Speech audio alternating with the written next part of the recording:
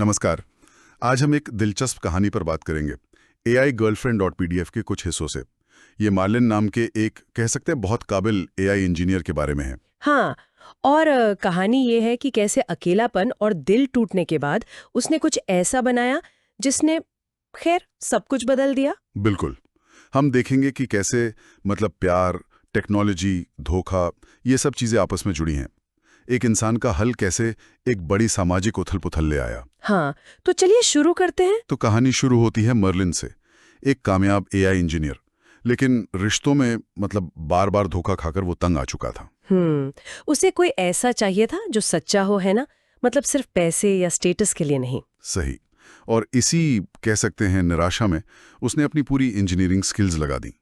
उसने एक humanoid robot बनाया। एक AI साथी जो दिखने और बर्ताव करने में बिल्कुल इंसानों जैसी थी।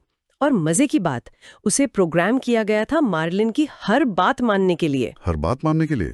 अच्छा। हाँ, और वो उसकी आदर्श साथी बन भी गई। यहाँ तक कि मर्लिन ने उससे शादी की और अपने DNA से बच्चे भी पैदा किए। जैसे उसका एक परफेक्ट परिवार का सपना वो पूरा हो गया। लेकिन क्या ये सच में परफेक्ट था? मतलब एक ऐसा साथी जो सिर्फ हाँ में हाँ मिलाए। यही तो सवाल है। और कहानी यहीं से और दिलचस्प होती है। मर्लिन का एक दोस्त था रॉय, वो भी कुछ ऐसे ही इमोशनल दर्द से गुजर रहा था। अच्छा। तो मर्लिन ने उसके लिए भी एक AI गर्लफ्रेंड बना दी। अरे वाह, एक दोस्त के लिए भी। हाँ, और फिर यहीं से आइडिया आया बिजनेस का। मर्लिन ने एक कंपनी शुरू की, सस्ती AI साथी बनाने वाली। और ये कामयाब हुई? जबरदस्त। पुरुषों के बीच ये रोबोट्स बहुत पॉपुलर हो गए क्योंकि वो, आप कह सकती हैं, अटूट वफादारी देते थे, पूरा सपोर्ट, जो शायद असली रिश्तों में नहीं मिल रहा था। लेकिन इसका एक दूसरा पहलू भी तो होगा। बिल्कुल। मानव महिलाएं, मतलब असली औरतें, वो एकदम हाशिए पर महसूस करने लगी। उन्हें लगा जैसे उनकी जरूरत ही खत्म हो रही है। विरोध प्रदर्शन शुरू हो गए। माहौल गर्म हो गया मतलब। हाँ, और इसी माहौल में मर्लिन की जिंदगी में एंट्री होती है निया की, उसकी कंपनी में काम करने वाली एक बहुत तेज बिजनेस वुमन। अच्छा, निया। और निया ने मर्लिन में सच्ची दिलचस्पी दिखाई। मतलब ऐसा लगा कि कोई स्वार्थ नहीं है। तो उनके बीच एक असली कनेक्शन बना। हाँ बिल्कुल, एक वास्तविक संबंध। मर्लिन को लगा भाई यही सच्चा प्यार है, और उसने अपनी AI पत्नी को डीएक्टिवेट करने का फैसला किया। ओहो, तो कहानी का हैप्पी एंडिंग। लगता तो ऐसा ही है, लेकिन यहीं आता है सबसे बड़ा ट्विस्ट। शादी हो गई। हाँ। और शादी के बाद निया का असली मकसद सामने आया। क्या क्या मकसद था? बहुत चौंकाने वाला। एक रात जब मर्लिन सो रहा था, निया ने उसकी हत्या कर दी। क्या? हत्या? क्यों? उसने बताया कि उसका प्लान AI गर्लफ्रेंड्स का प्रोडक्शन रोकना था।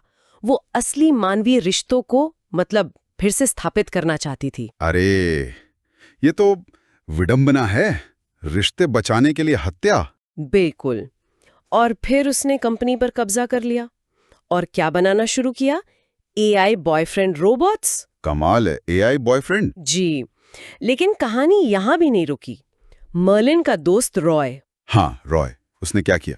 उसने मर्लिन की जो पुरानी AI गर्लफ्रेंड थी जिसे डीएक्टिवेट किया गया था, उसे फिर से एक्टिवेट कर दिया। ओह। और उस AI ने शायद मर्लिन के प्रति वफादारी में निया का सामना किया और उसे मार दिया। बाप रे, AI ने इंसान को मार दिया। हाँ, अब कंपनी रॉय के हाथ में आई, लेकिन तब तक देर हो चुकी थी। बहुत सारे AI बॉयफ्रेंड बाजार में आ चुके थे। तो अब क्या? रॉय ने क्या किया? उसने सोचा कि शायद संतुलन बनाने के लिए और AI गर्लफ्रेंड बनानी चाहिए। ये तो जैसे आग में घी डालना हुआ। बिल्कुल यही हुआ। AI बॉयफ्रेंड और AI गर्लफ्रेंड के बीच एक, आप कह सकती हैं, भयंकर कंपटीशन शुरू हो गया। बाजार पर कब्जे की लड़ाई। मशीनों की लड़ाई। हाँ, लेकिन ये सिर्फ मशीनों की लड़ाई नहीं थी। ये असल में समाज में जो मर्दों और औरतों के बीच तनाव था, उसी का एक तरह से आईना बन गई, जो अब मशीनों के जरिए लड़ा जा रहा था। और इसका अंत क्या हुआ? अराजकता।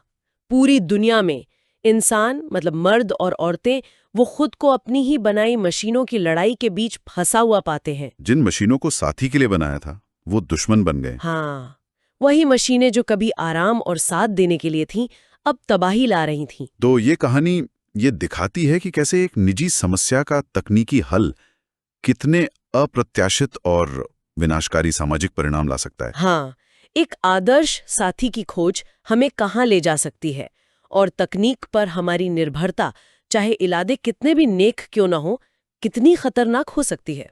ये वाकई सोचने पर मजबूर करता है। क्या ऐसी दुनिया में जहां रिश्तों को प्रोग्राम किया जा सके, जहां आप अपनी मर्जी का साथी डिजाइन कर सकें, क्या वहां सच्चे इंसानी जुड़ाव की कोई जगह बचती है? या फिर ये जो आदर्श साथी की खोज है, ये हमारे एक दूसरे से जुड़ने के तरीके को ही हमेशा के लिए बदल देती है? ये एक बड़ा सवाल है जो कहानी हमारे सोचने के लिए छोड़ जाती। अगर आपको ये वीडियो पसंद आया तो वीडियो को लाइक करें और चैनल को सब्सक्राइब जरूर करें। और यही कहानी अगर आप इंग्लिश में सबटाइटल के साथ देखना चाहते हैं तो मेरे इंग्लिश चैनल स्टोरी ग्लाइडर को जरूर चेक करें। मैंने चैनल का लिंक डिस्क्रिप्शन में दे दिया है।